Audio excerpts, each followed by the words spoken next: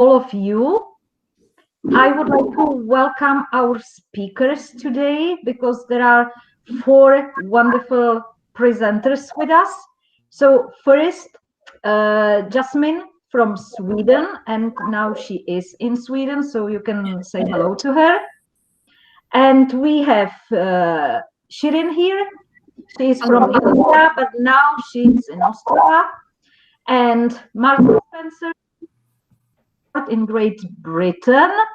And of course, the last but not the least, Dean Reeves from New Zealand. So we are going to have a very nice tour around the world, and you will learn more about the way they celebrate Christmas and Christmas time. Okay, so we are ready to start. I will ask Shirin then to share the presentation, but the first speaker is Martin. So Martin, it's yours. Okay, so good morning everybody. And hello, my name is Martin, and I want to speak to you for a few minutes about our traditions in England over Christmas. Our English Christmas starts on the 24th. It is not the main day, but it's the start of our holiday. On this day, the 24th, we get ready for Santa Claus, Father Christmas. The children get excited. Everything gets shut down in the shops around about 4 o'clock. So everything is dead after the 24th at 4 o'clock. People go home to their families and they prepare for the Christmas Eve. Normally, you have all your presents ready. You have to have your stocking ready. In England, we celebrate the stockings. What happens is the children go to bed normally around about 8 or 9 o'clock. They're very excited, obviously. And we leave out a glass of milk, we leave out a cookie, and we leave out some carrots. We do this because we would like to know if Santa Claus or Father Christmas has visited in the night. So we leave these on the side. The children go to bed. They go to sleep. We fill the stockings on their bed when they're asleep. And then we come downstairs, we take a bite out of the carrots and whatever snack you've left, we drink the milk. So when the children wake up at 4 o'clock in the morning, the first thing that they see is the milk and the carrot eaten. So they believe that Father Christmas has been, and the reindeer.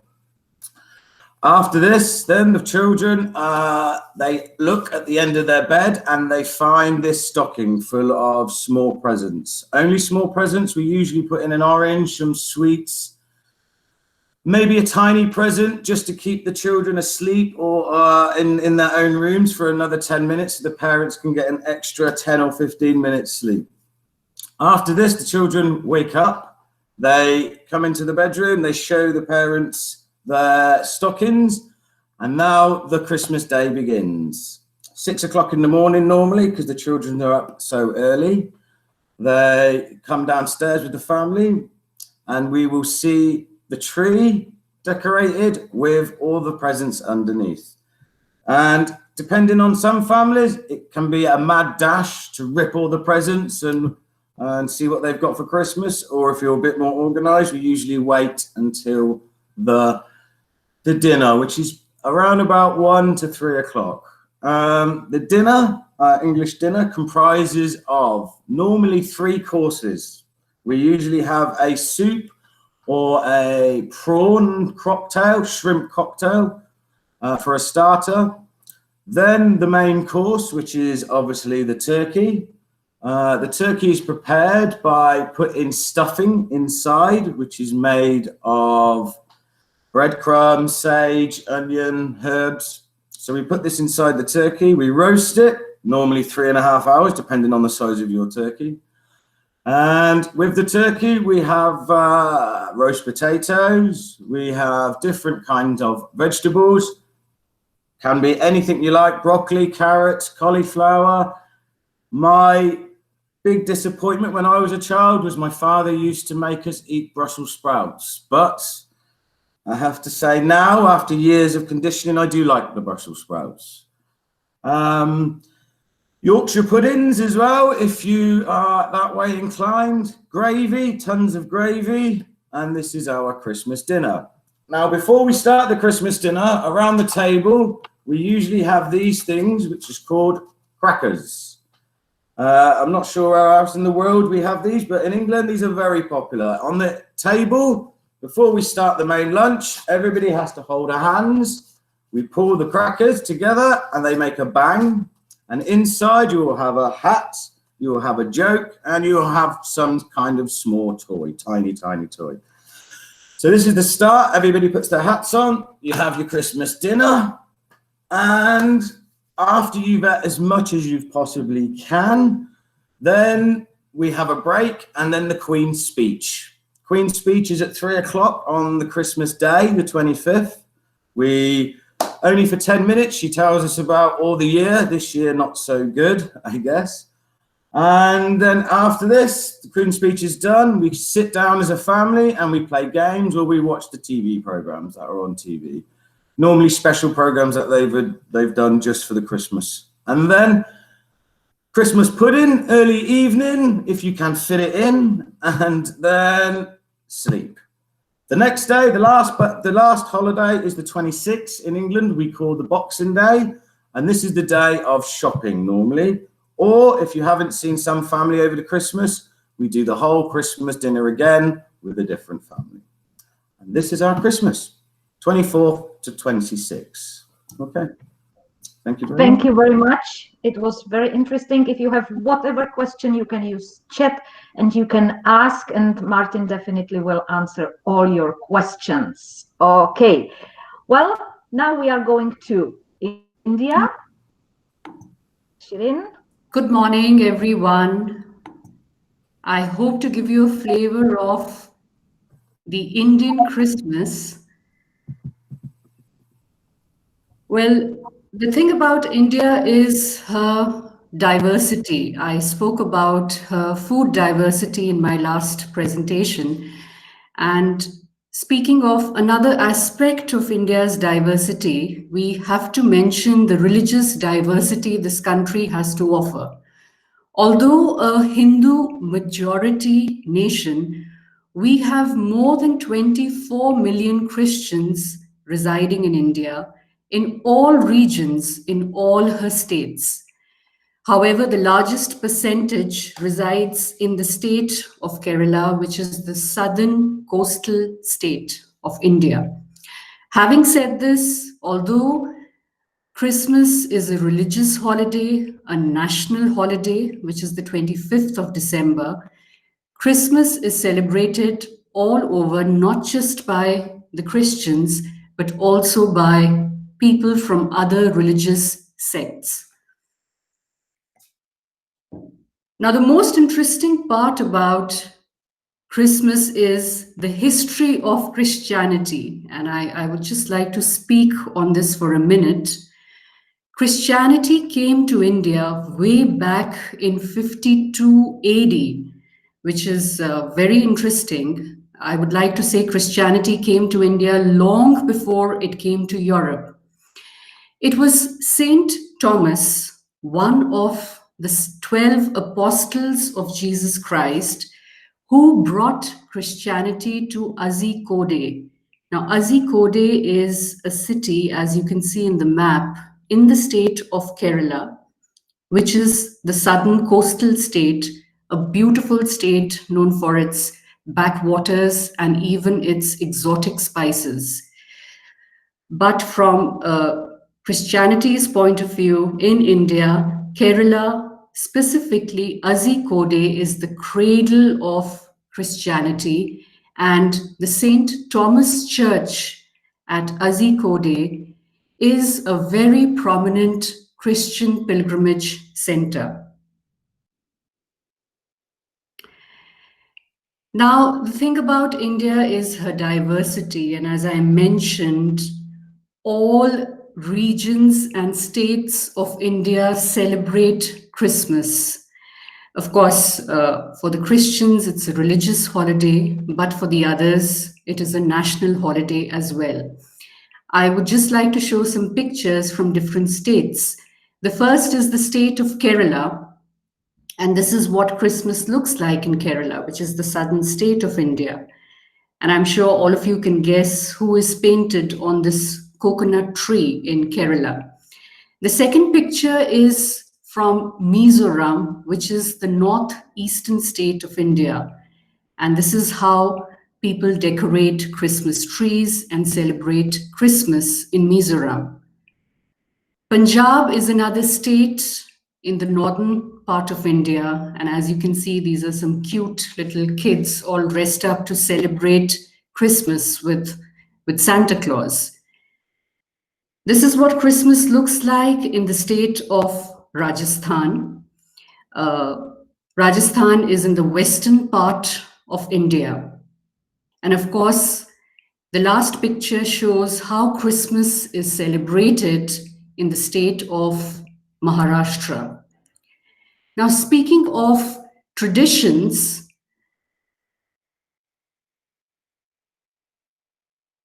these are just the pictures again, which I highlighted to show the flavor of Christmas in all the states of India.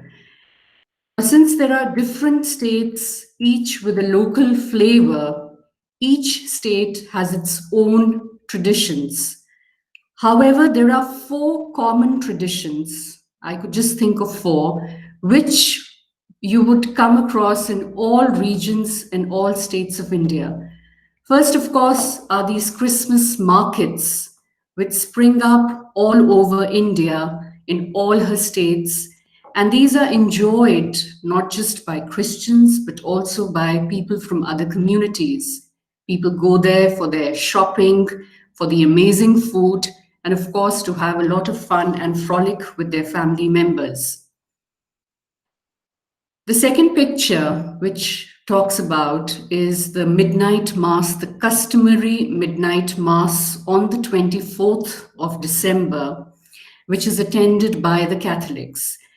Now, the Christian majority states like Kerala or Goa or Northeast, Catholics are still very religious and very particular about attending the midnight mass. This is what a Christmas tree looks like even in India, and it's very common for both Christians and people from other communities to set up the Christmas tree at home to decorate it with their friends and family.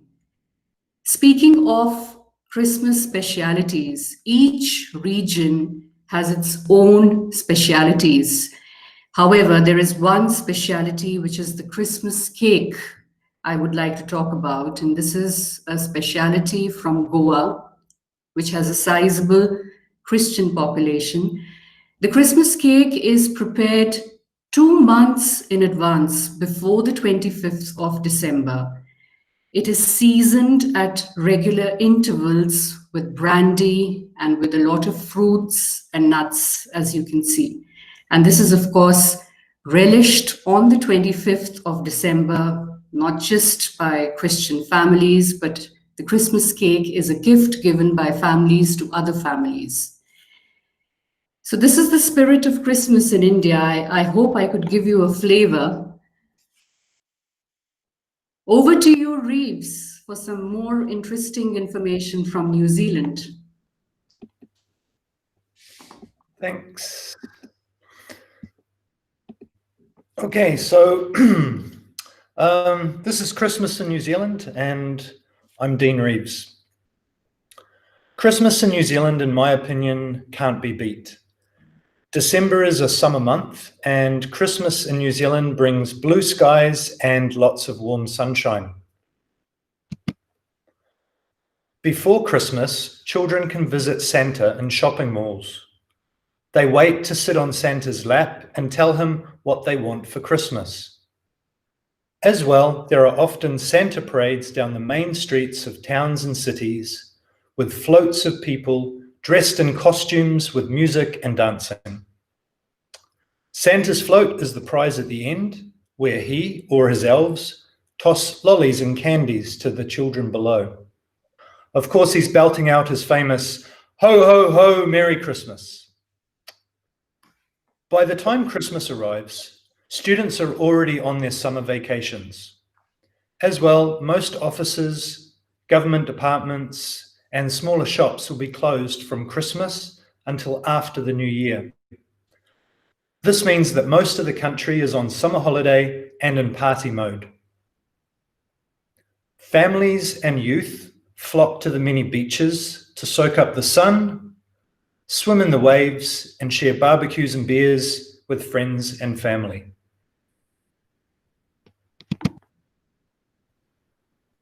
Christmas is still a time for family.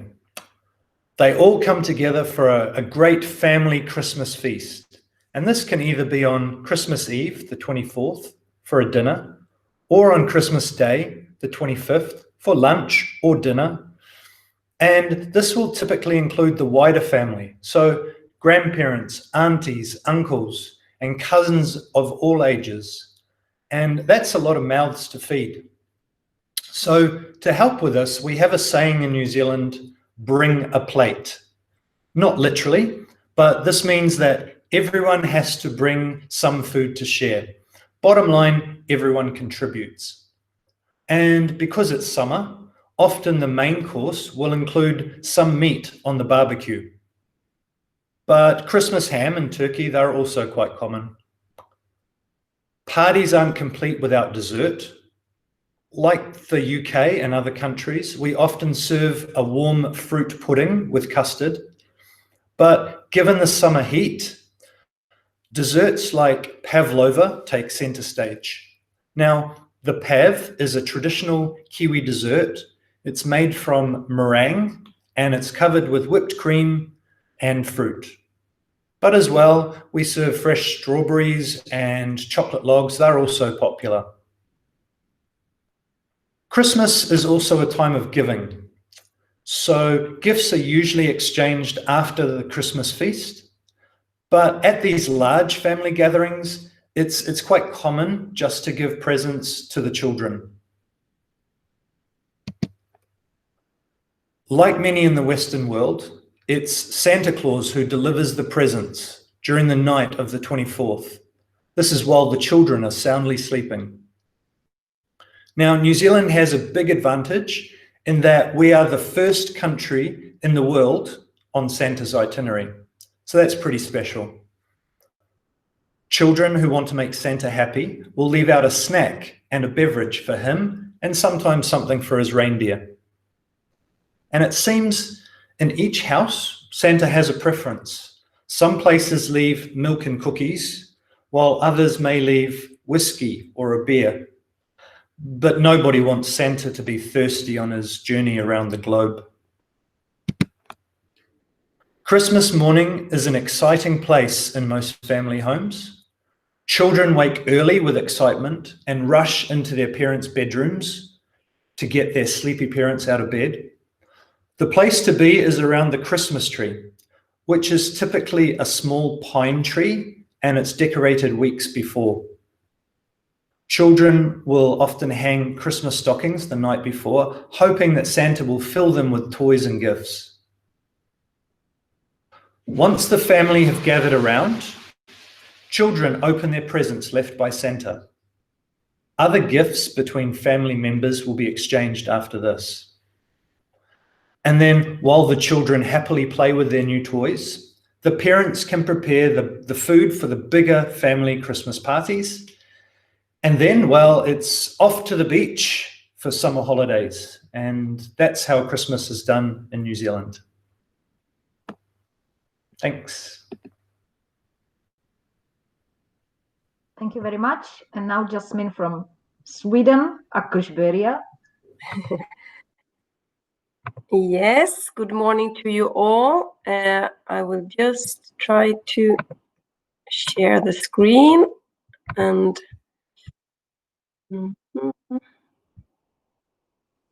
Yes, it's okay.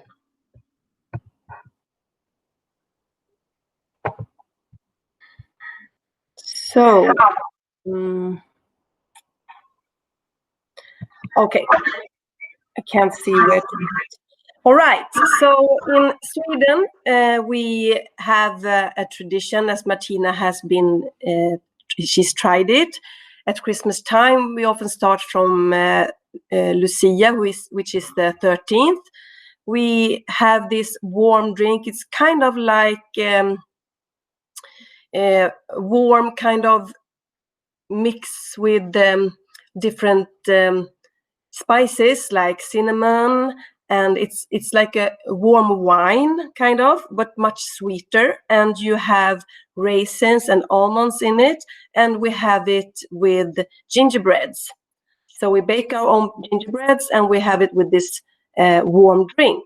Since we have so cold here, probably this is an old tradition from all Christmas time, you can say, from the 13th of December.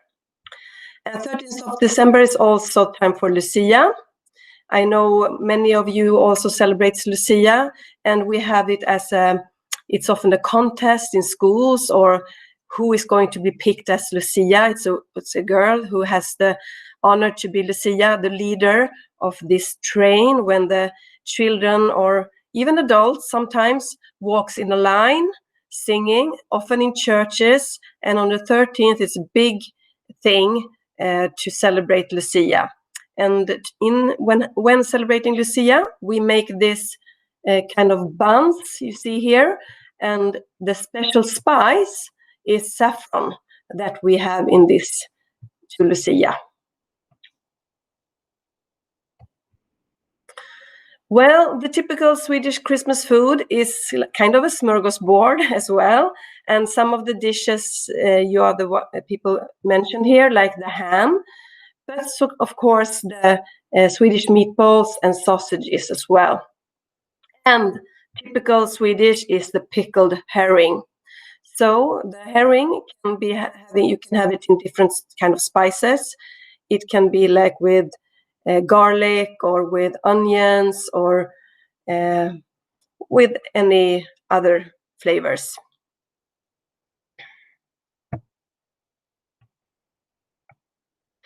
And special thing in Sweden is a TV show we have. It's called like the Christmas calendar show, and it starts from the 1st of December and it lasts until Christmas Eve, because we celebrate Christmas Eve here in Sweden, and it's kind of built as a mystery, and you only get like 15 minutes every day, and it's sent twice a day in the mornings at 7 or 7:15, so the young children can look at it before they go to school, and it's also sent in the evenings at 6 o'clock. And they actually have you can see here, it says Julkalender 2020. You can open some small boxes. There are some pictures or something that the children can open each day that belongs to some happenings that happened in this show. And the show is built it's always about Christmas. There can be a mystery or something they need to be solved to be able to celebrate Christmas. Sometimes it's like the Christmas cannot happen if we don't solve this mystery or something. And the Swedish people always are waiting for the Christmas calendar. What's the story this year? So it's a big thing.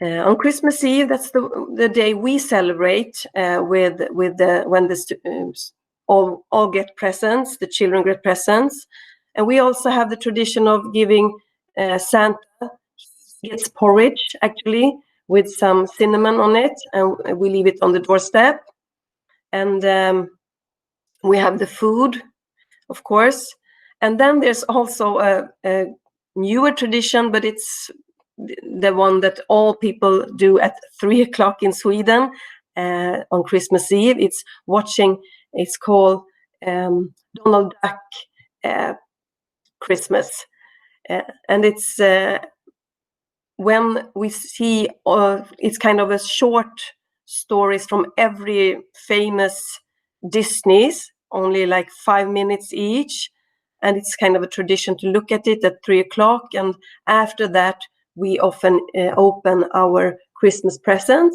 and of course Santa comes with some presents for the young children. And as you also, this porridge is also used as a dessert, but then we have it with cream, so it's kind of a rice pudding with orange slices, and we call it rice alla Malta. I don't know why, but it's also a very famous tradition. Everybody has it as a dessert. All right.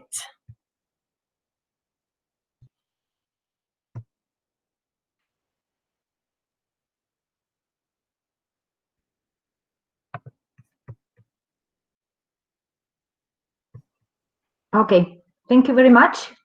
I think that it was a very nice trip around the world, and this is the end of our webinar. So if you want, you can turn on your cameras, and Merry Christmas to all of you.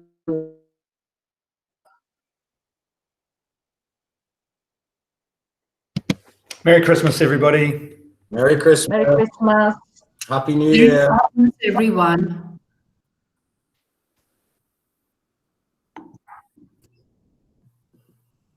They are very shy. Okay, first messages are coming in the chat. Merry Christmas.